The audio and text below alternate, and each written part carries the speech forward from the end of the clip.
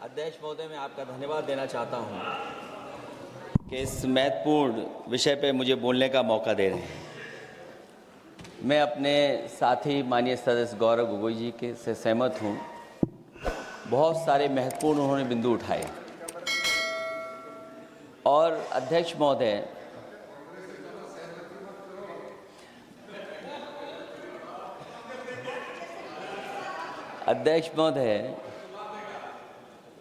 मुझसे ज़्यादा मेरे रिश्ते शायद हमारे विपक्ष के लोग ज़्यादा जान रहे हैं और जितना विपक्ष के लोग नज़र रखेंगे, मैं समझता हूँ उतना रिश्ते और मजबूत हो जाएंगे।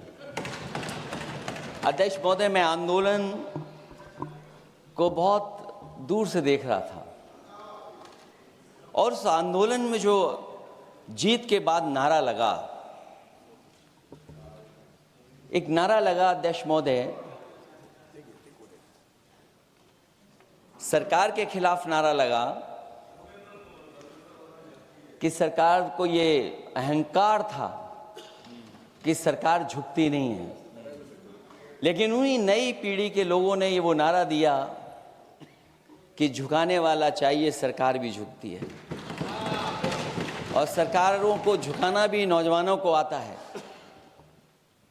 सरकार झुकी और स्वीकार किया उन्होंने।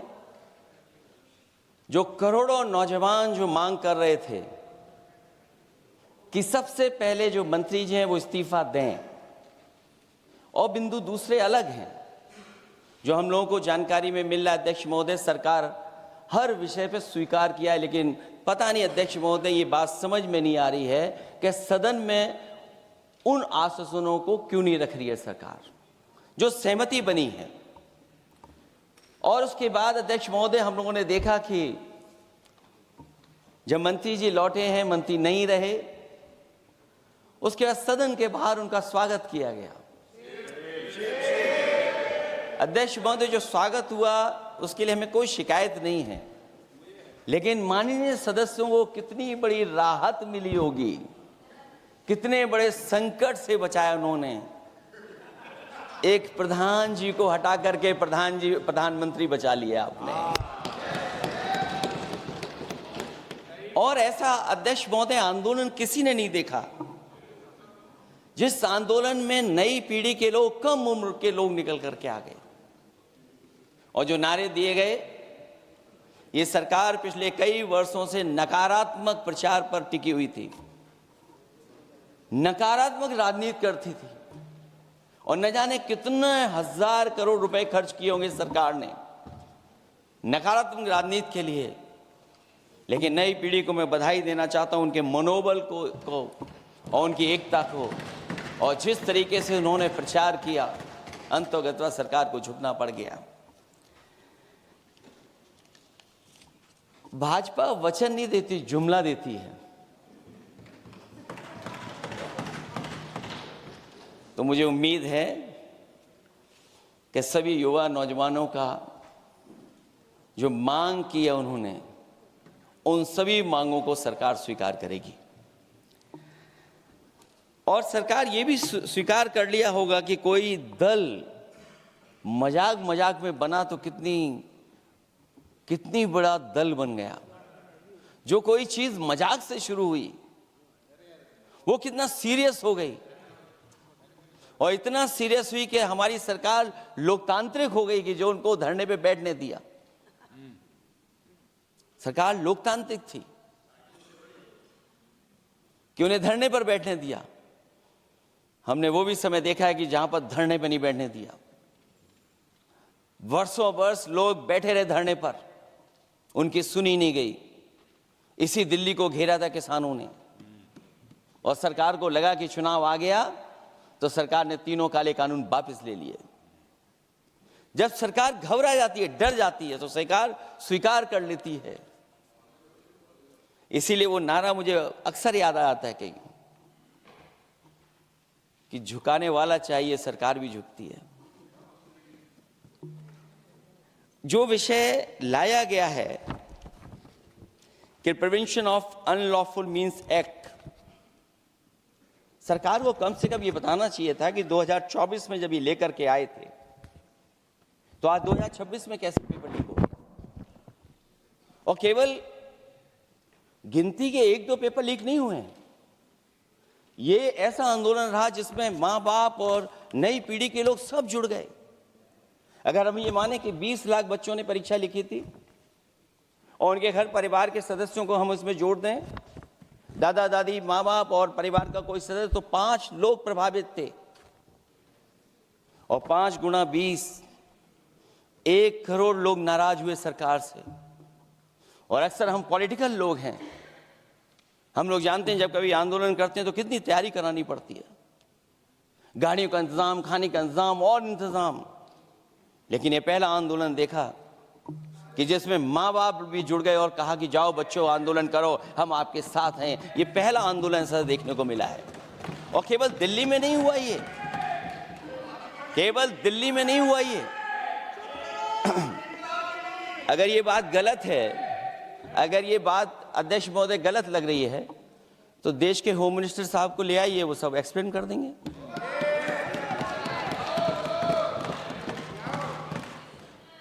पहला आंदोलन जिसमें माँ बाप ने साथ दिया, क्योंकि परीक्षा से कितना दुखी हैं लोग। ये जो परीक्षाएं लीक हुई हैं, कई महीनों पहले ये किताब बना दी थी। और अध्यक्ष महोदय, जो लोग चढ़ावा चोरी नहीं बचा पाए, वो पेपर लीक कैसे बचा पाएंगे? जो भगवान के दरबार से दान गायब हो गया, दान चला गया, वो लोग पेपर लीक बचाएंगे? किस कानून को, जो कानून पहले बनाया उसी कानून का संशोधन करके लेकर आए? किसकी आंखों में आप धूल झोंक रहे हैं? और अगर कानून से बच रहा होता तो भाजपा की 10 साल की सरकार में 20 परीक्षाएं कैसे लीक हो गई? 20 परीक्षाएं लीक हुई अध्यक्ष महोदय, जिसमें कोर्ट तक जाना पड़ा, उसके बाद परीक्षा रद्द हुई है। दरोगा भर्ती का पेपर लीक हो गया, जूनियर इंजीनियरिंग के भर्ती का पेपर लीक हो गया, ग्राम विकास पंचायत अधिकारी का पर्चा लीक हो गया, नलकूप चालक भर्ती का, यूपी टीईटी का परीक्षा लीक हुआ। और एक बार नहीं हुआ, 3 बार पेपर लीक हुआ यूपी टेट का।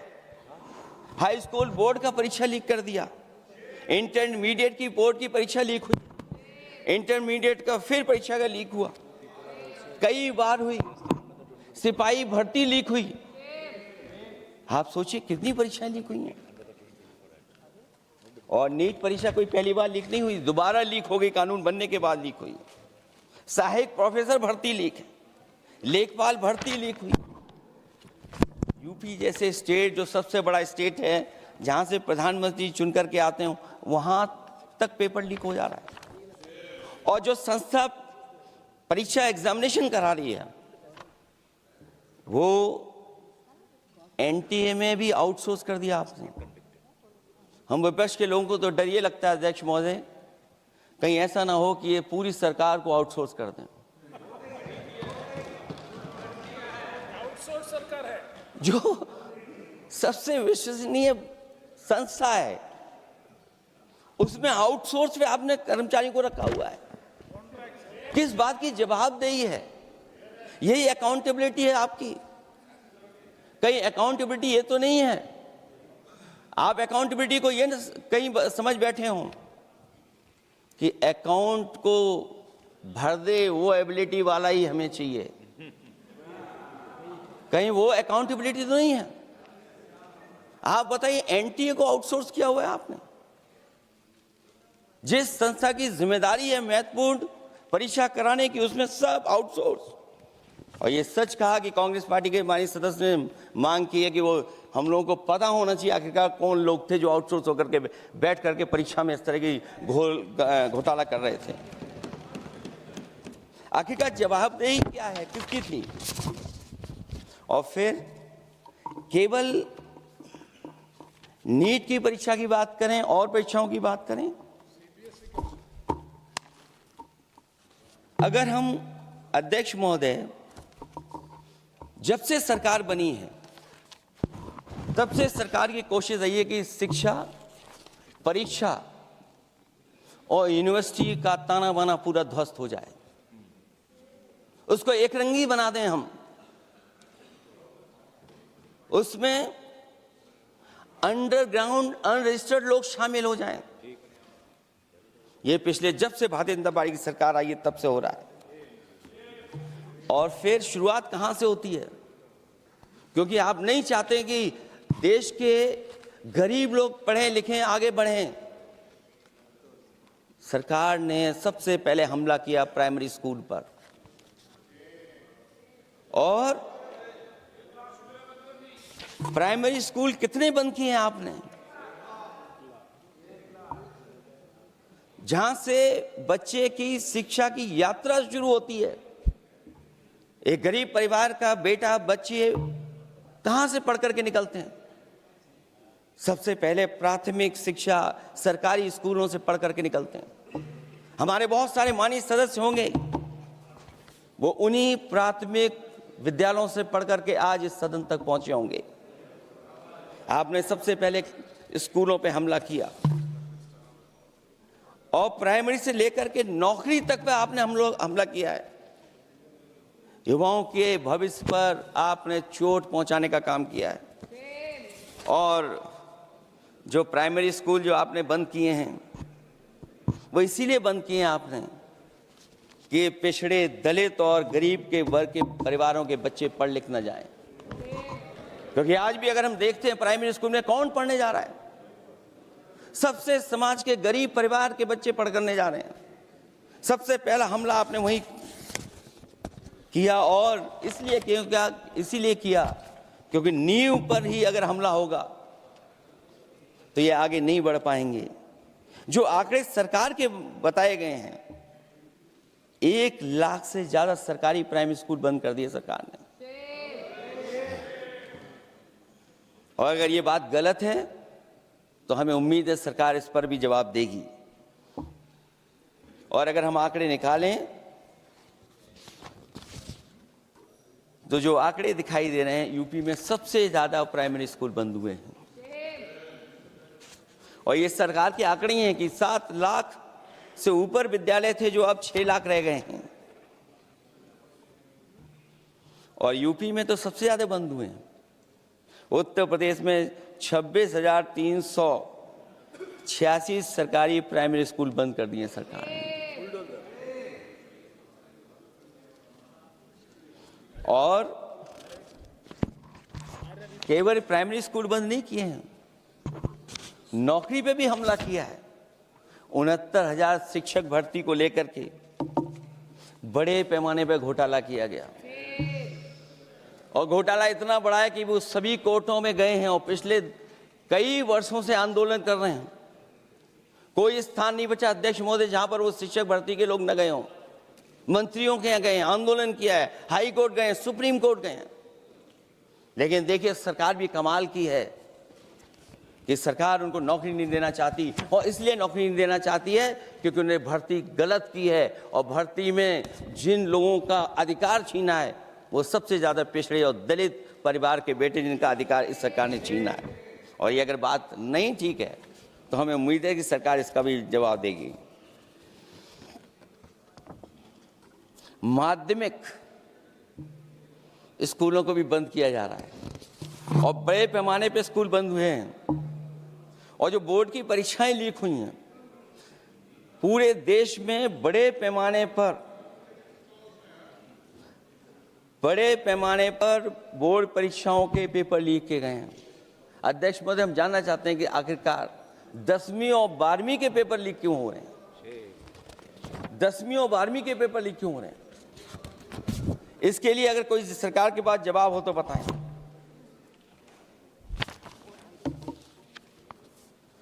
और जो बच्चियों ने जान दी है नीट की परीक्षा में, जब परीक्षा का पेपर लीक हो गया है, अध्यक्ष महोदय, मैं अपनी तरफ से, पार्टी की तरफ से और सभी की तरफ से उन्हें श्रद्धांजलि देता हूं। और हमें उम्मीद है कि सरकार उन बच्चों की मांग मानेगी जिन बच्चों ने ये शर्त रखी है कि उनके परिवार के लोगों को 1 करोड़ मुआवजा दिया जाए।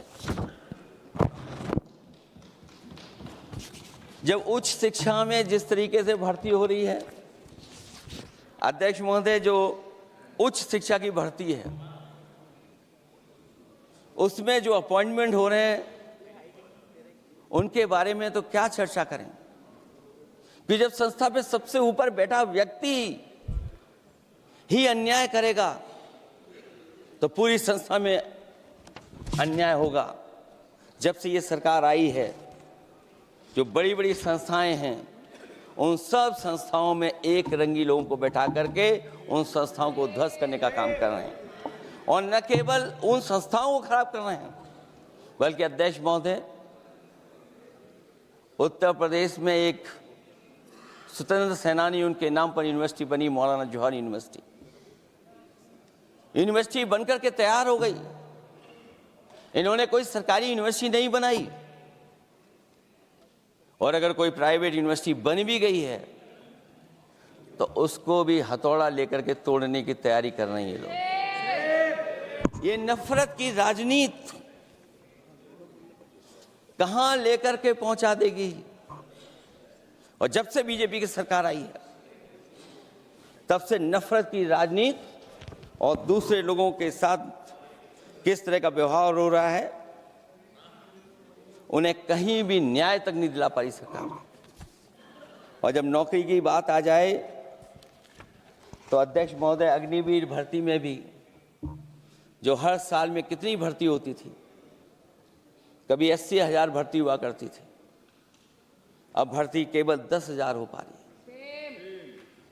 आखिरकार अध्यक्ष महोदय, सरकार नौजवानों की पढ़ाई और नौकरी पे हमला क्यों कर रही है और नौकरी पे हमला क्यों हो रहा है?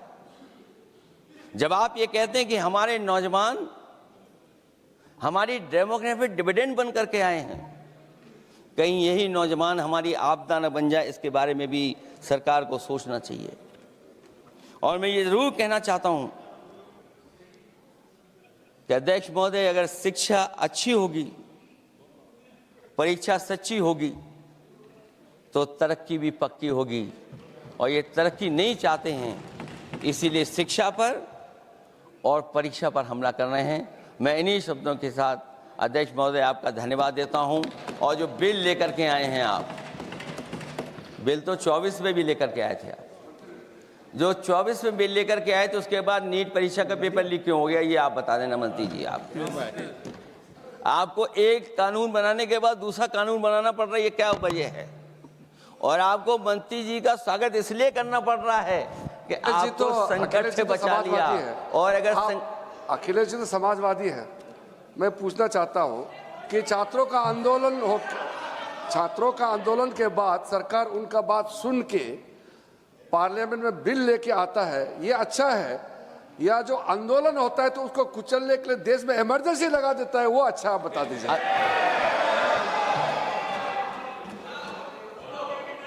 अध्यक्ष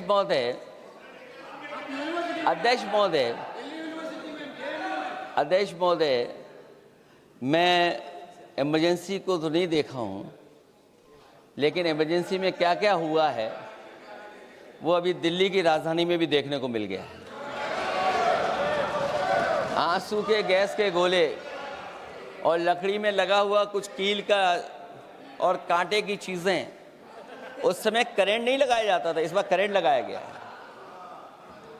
तो ये इमरजेंसी के बराबर ही हुआ है हमला, कम नहीं है। इमरजेंसी से कम अन्याय नहीं कर रहे हैं आप लोग। और याद करिए अध्यक्ष महोदय, अगर इमरजेंसी इन्हें याद आ गई है, अगर इमरजेंसी अध्यक्ष महोदय इन्हें याद आ गई है तो इमरजेंसी के बाद भी परिवर्तन हुआ था और हमें भरोसा है कि इसके बाद भी परिवर्तन होगा। और अध्यक्ष महोदय, मैं आखिरी में कहना चाहता हूं, कानून से नहीं, नियत साफ होगी तब नीट का परीक्षा साफ होगी। सवाल कानून का नहीं है, आपकी नियत साफ नहीं है। और जिस समय आपकी नियत साफ होगी तो परीक्षा भी साफ हो जाएगी। और हमारे साथी जो कुछ और बातें उठा रहे हैं, आज मौका नहीं है, लेकिन आपको भगवान भी माफ नहीं करेंगे, क्योंकि आप चढ़ावा चोरी में शामिल हुए हैं। और चढ़ावा ही नहीं, जो गुप्त दान था वो भी चोरी हुआ है, गुप्त दान। और ये पाप की श्रेणी में नहीं आता है, महापाप की श्रेणी में आता है। Akhilesh ji bill pay. और अध्यक्ष महोदय, आखिरी में मैं इतना ही कहना चाहता हूं, शिक्षा की रक्षा के लिए जो आंदोलन हुआ है वो हमेशा आंदोलन जीतेंगे। बहुत बहुत धन्यवाद, बहुत बहुत आभार प्रकट करता हूं।